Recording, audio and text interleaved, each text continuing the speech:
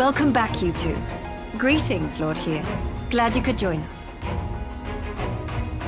Glad to be here. I would have come sooner, where our own defense is not in question, but I am pleased to report that our soldiers are assembling for deployment to Alamigo as we speak. We're grateful for your support. Thanks to the efforts of our allies, it won't be long before we've established defensive positions on this front as well.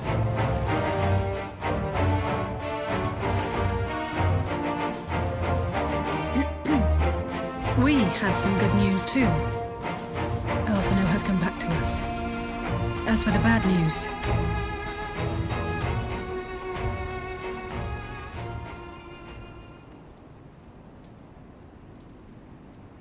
So, Alphino won't wake up, Gaius van Baelsar is alive and hunting Ascians, and the Empire is planning to poison us all with toxic gas. Does that sound about right? Ordinarily, any one of those things would have left me in shock.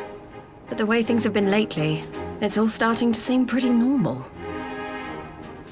Getting back to your report, are we sure this Black Rose is the weapon Maxima was talking about? It fits the description. And it seems we have Alphino to thank for sparing us an early demonstration of its effectiveness. I have a feeling this won't be the last time his bravery in the Empire will serve us here in Eorzea. The threat of an unknown weapon has had us all on edge. But now that we know what we're dealing with, we can take steps to defend against it. As for Gaius, I'm not sure what to think. Am I happy he's alive? Not in the slightest. Am I happy he's hunting Ascians?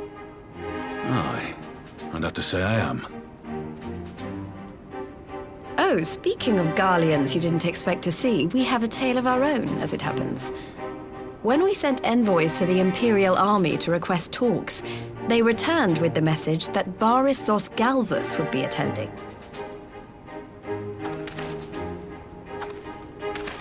The Emperor himself. Well, Varis did sanction the Popularis peace mission. But knowing that an Ascian walks in his son's skin, I do not see how we can trust him or anyone from that nest of vipers. The Alliance would proceed with negotiations regardless, if only to give ourselves more time to prepare. We do, however, require your cooperation.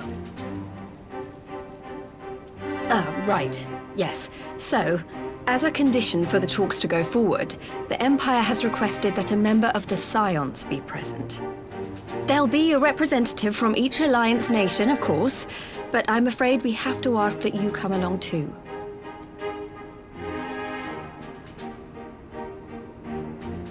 God, Lise, you know how much I hate politics. But then, what choice do I have?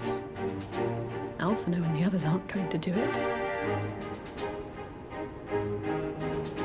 Very well. I shall attend as the Scion's representative.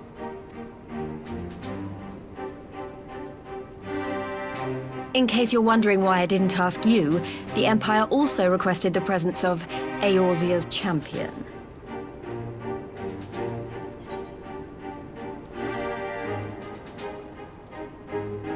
That's settled then.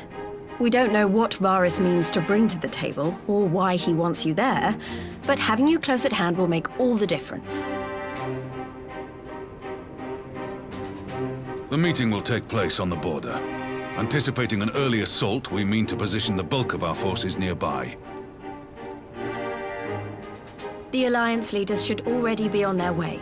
Once you're ready, we can head out and join them.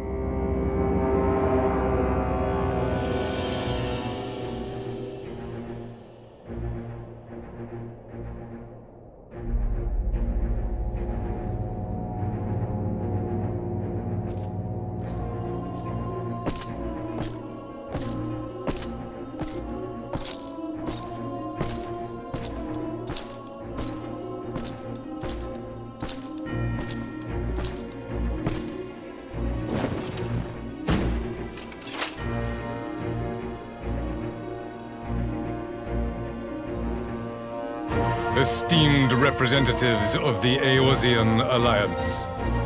On behalf of the Gallian Empire, I thank you for inviting me here today. As this parley was convened at your request, I invite you to speak first. Very well, Your Radiance. I, Nanimo Ulnamo, 17th in the line of Ul, should be pleased to oblige you.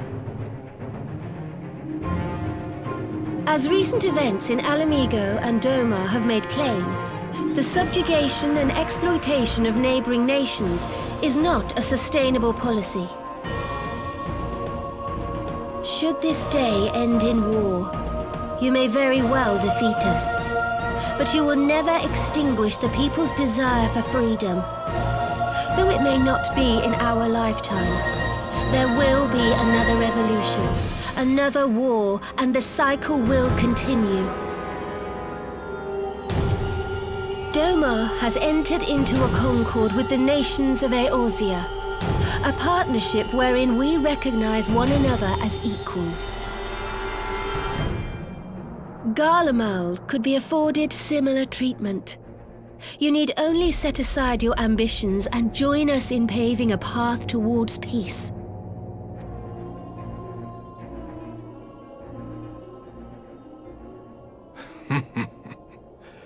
You will not win me over with sophistry, Your Grace. As you know only too well, this alliance lacks the strength to keep the peace within its own borders. Even now, your struggles with the Beastmen continue unabated. Divided, you sow this fertile soil with the seeds of your differences and reap naught but discord and chaos for your trouble. Eorzea must be united under one leader, one purpose. I would offer you both and bring an end to your strife. With all due respect, Your Radiance, the only thing that you offered the people of Alamigo was fear and hopelessness. The citizens of Doma can also attest to the meager arms of imperial rule. There is no purpose to be found in a life of oppression, each day more uncertain than the last. Our people are willing to die for their freedom. A great many already have, and countless more will, if we don't put an end to this madness here and now.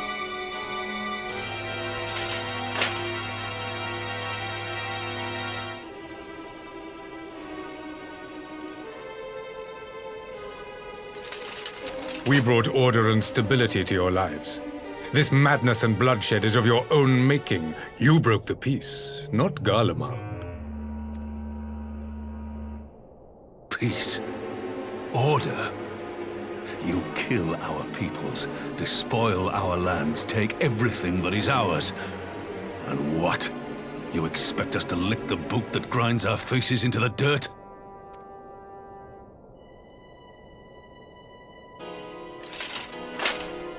I expect you to weigh the costs.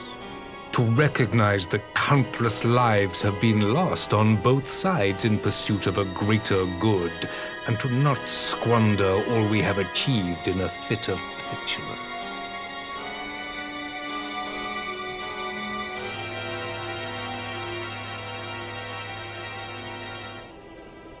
Your Radiance, I fear I can personally attest to the dangers of pursuing one's vision with such righteous fervor. For 1,000 years, the Holy See of Ishgard waged war with dragons. 1,000 years of sacrifice, of sorrow and hate, in which we bathed in the blood of friend and foe alike. Had it gone on any longer, we may well have drowned. Yet we have chosen to raise ourselves out of this bloody spiral, and have since made peace with our former enemy. So I understand. No doubt the dragons were more receptive to your overtures in the wake of their leader's demise.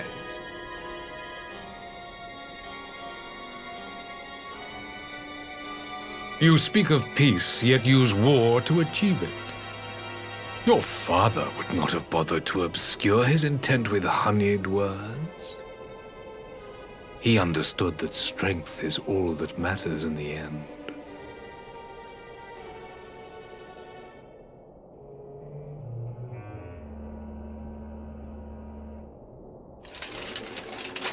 Without his clarity of vision, I can but wonder what will become of Ishgard and her people.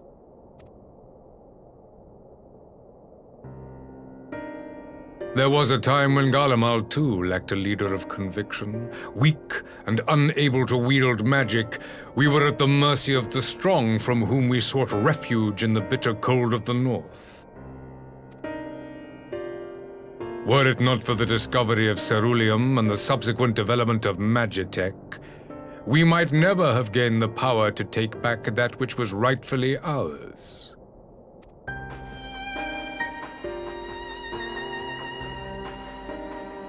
You speak as if your people were the first to have been driven from their homes.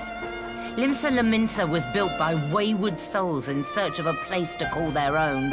On the shores of Vilbrand we found it, and from those humble beginnings did we grow and flourish. And all without robbing our neighbors of their liberty.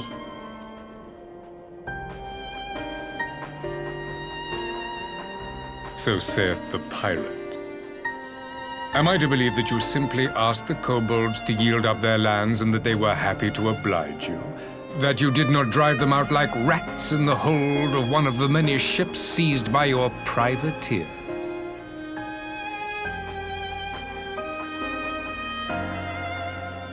I will concede that after centuries of exile, reclamation may be mistaken for invasion. Nevertheless, it is not. And those who till stolen soil have no right to object when cast out in turn.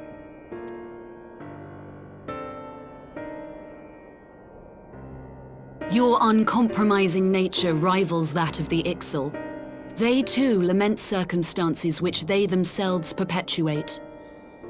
Were they but to embrace peace, we would welcome them with open arms. Indeed, some few have done just that, and now receive of the 12's Wood's bounty. Would that your people might learn from their example.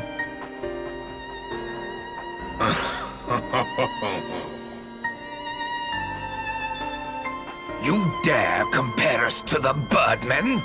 You who thought to invoke the 12 and threaten all of creation?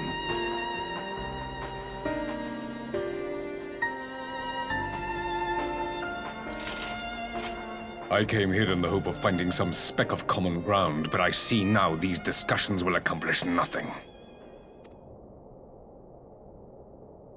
Despite what you people may believe, I am not wont to choose the sword over the olive branch. 'Tis but a pity men are loath to accept one without first being shown the other.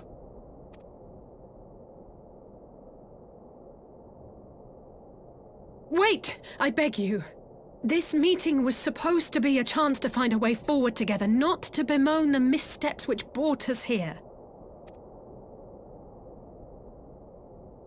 Please, if you truly consider violence a last resort, there must be a way we can come to an agreement.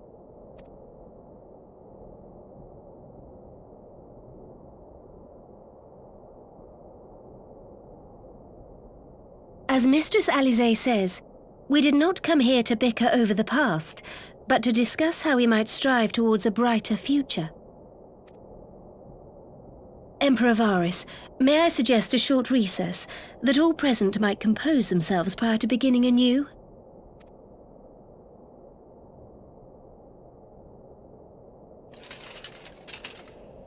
Very well.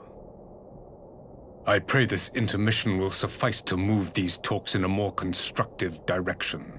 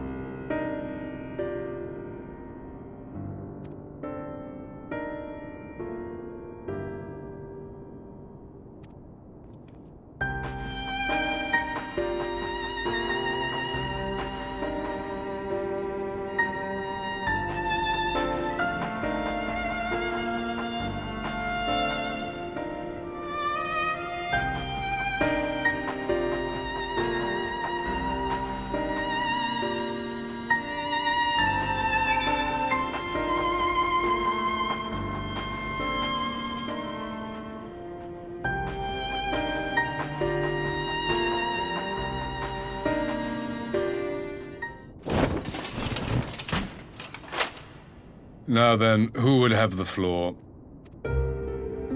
Before we resume, I wish to offer you an apology. After you graciously accepted our invitation to discuss an armistice, we have done naught but rebuke you at every opportunity. I believe I speak for all of us when I say we are deeply sorry for our discourtesy.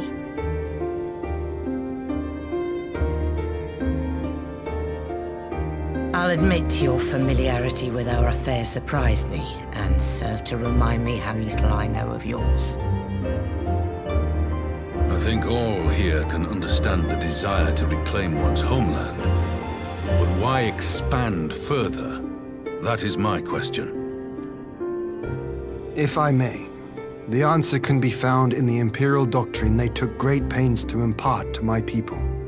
Recognizing the threat icons posed to the world, Solus Zos Galvus decreed that they were to be eradicated. To this end, he began a campaign to unite all lands under the Garlean banner. Or so we were taught. Yet the Emperor only reached the burn, the barren said to have been laid waste by icons, after conquering all the lands that lay between.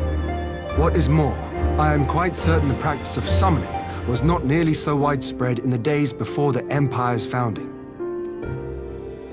When you put it like that, it all starts to sound like an excuse, doesn't it? But to distract from what? Why are you really waging this war?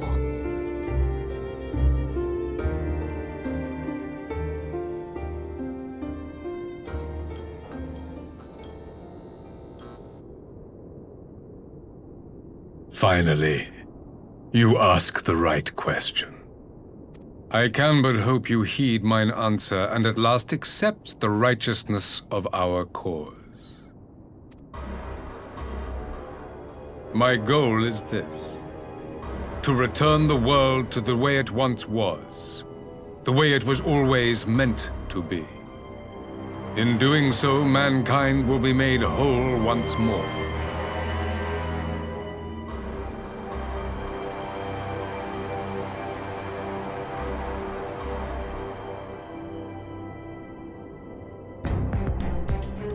No longer will we suffer from the dissension born of our differences. There will be but one race, a perfect race, as we were when time began. What in Rhalgr's name are you talking about? I am talking about the origins of this star, of the source and its 13 reflections. At the instant of the great sundering, 'twas not only the world that was shattered, but mankind itself. Thus were we divided into myriad races, each with its own unique imperfections. That is why man looks upon his neighbor and feels fear and hatred, why he wages war, why he kills his brother. You all in your own way have proven as much today. The peace you seek is but a fleeting solution to a fundamental problem. One which calls for more drastic measures.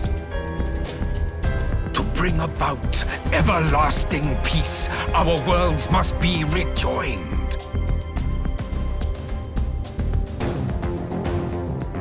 That is the goal the Empire would see realized. The glorious future unto which we shall one day shepherd mankind.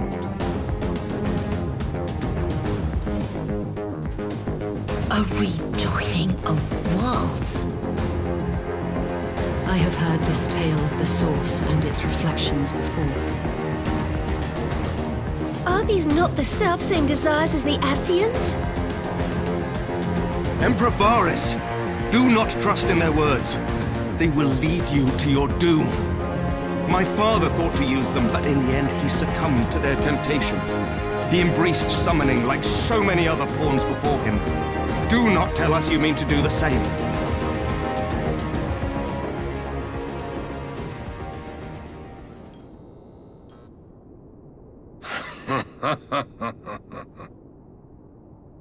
To be a pawn, free from the burden of choice, would be a blessing.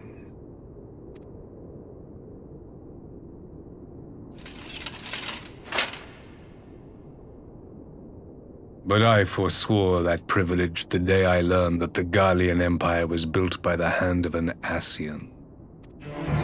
What?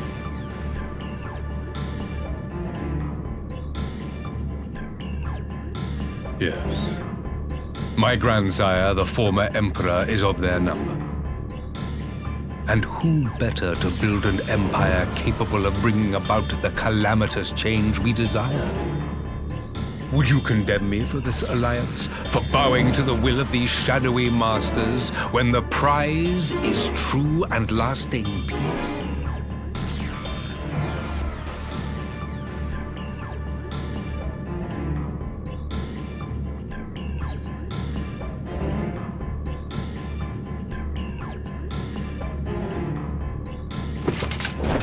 I come not to conquer, but to liberate.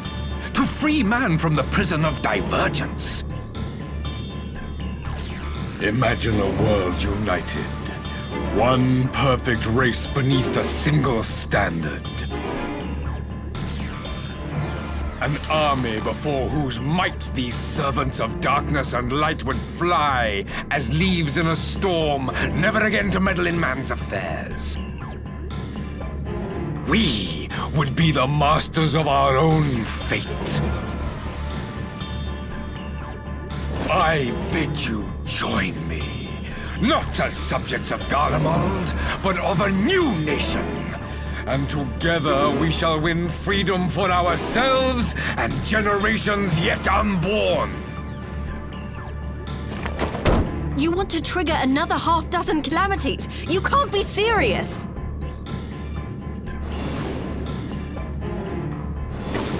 Have you forgotten how many died? There will be no one left! Do you truly imagine we would aid you in your bloodletting? It is unthinkable! Unconscionable!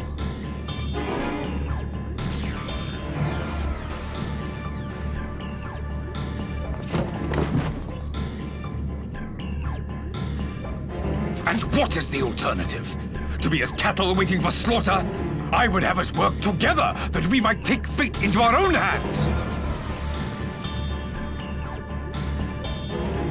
Into your hands, perhaps. But what of the other worlds, your radiance? With every calamity, you obliterate a star and every soul that dwells on it. To the Ascians, we are all but tiny, momentary specks within an indifferent universe. We cannot hope to oppose them until we have been made whole once more.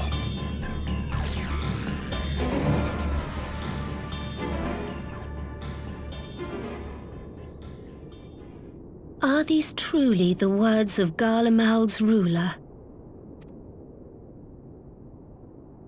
The flaws and foibles which you so abhor are what make us who we are. Every nation, even yours, Emperor Varis, is made whole through the combination of these imperfections, the strengths of one compensating for the weaknesses of another. While it is true that man succumbs all too often to anger and avarice, he may yet overcome his baser instincts through the forming of bonds with others, fostering community and cooperation. That the protector of an empire should not only reject these fundamental truths, but seek to change them at so dear a cost to life is indefensible. Such a man is not fit to govern.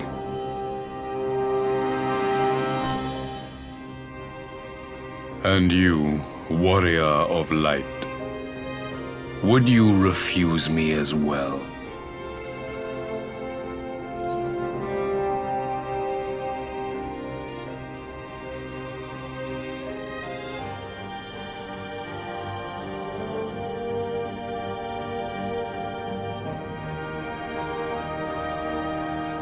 It would seem the Alliance is of one mind on this matter.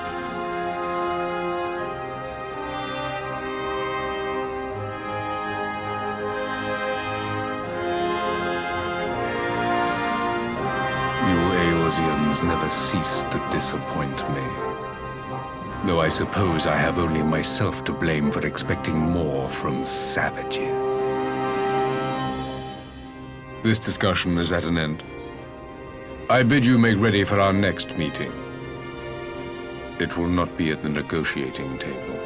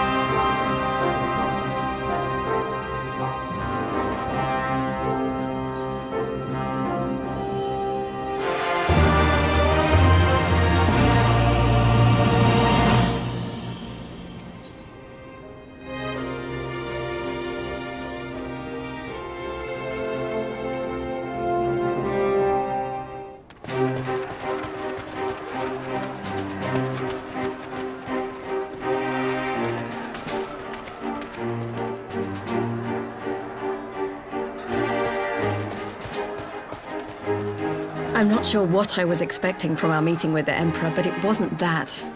Still, at least we know now what he's really after. Aye, a future built on a mountain of bodies. I too want the Ascians dead, but not at any cost. The last of the reinforcements from Dorma arrived not long ago. I pray it will be enough. Given the Emperor's stated goal, this is a battle we can ill afford to lose.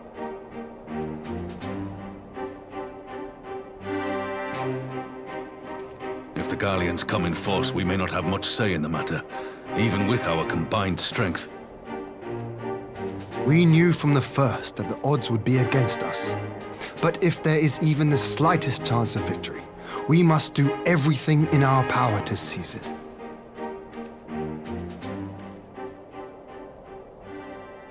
We must seize it, full stop. Hear, hear!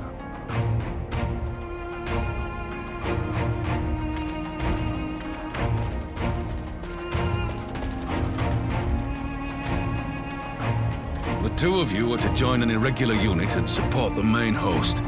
I won't bother asking if you're minded to fight. After coming this far, how could I not? And for once, there's no one around to countermand me. Not that they would. Not even my brother. But we all know who'll really make the difference. Ready to frighten some Garleans?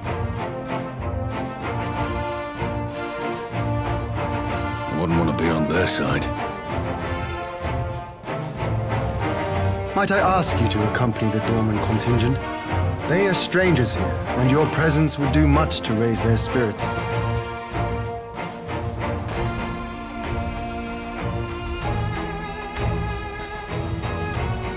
We would be honored.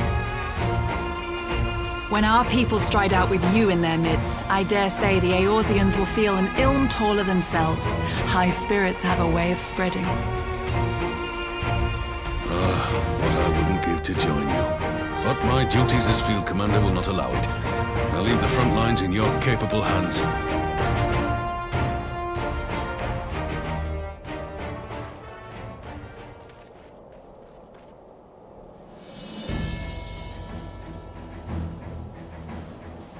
Comrades, ready your arms.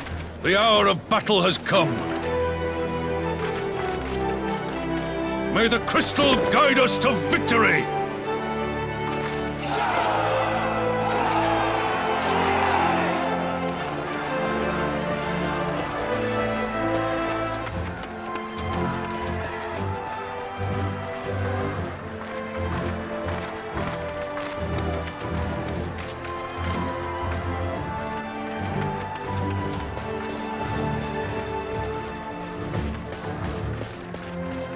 Since the others couldn't be here, we'll have to fight twice as hard.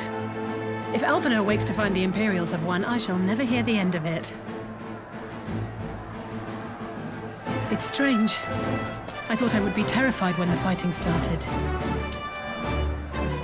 I should be terrified. But with you at our side, I can't help feeling everything is going to be all right. So please, don't you dare leave me alone.